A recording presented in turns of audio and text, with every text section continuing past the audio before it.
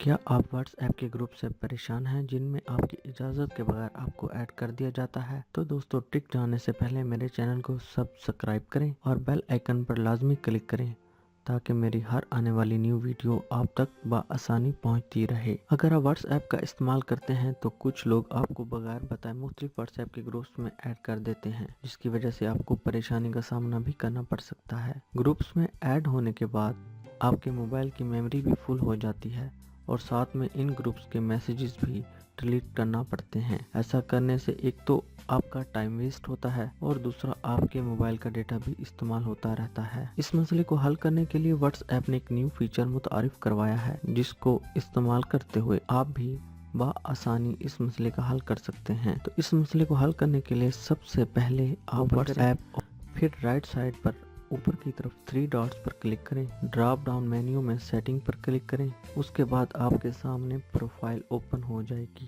اس profile کے نیچے account پر click کرنے کے بعد پرائیویسی پر کلک کریں۔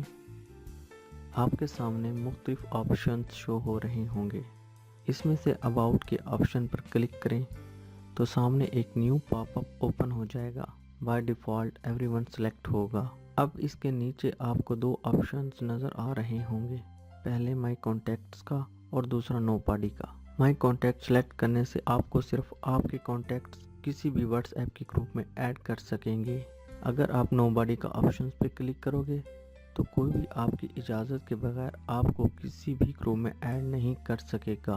تو آپ یہاں پہ نو باڈی سلیکٹ کر سکتے ہیں۔ تو دوستو، کیسی لگی آج کی یہ ٹرک؟ اپنی رائے کا اظہار کمنٹس کے ذریعے ضرور دیجیے گا۔ شکریہ۔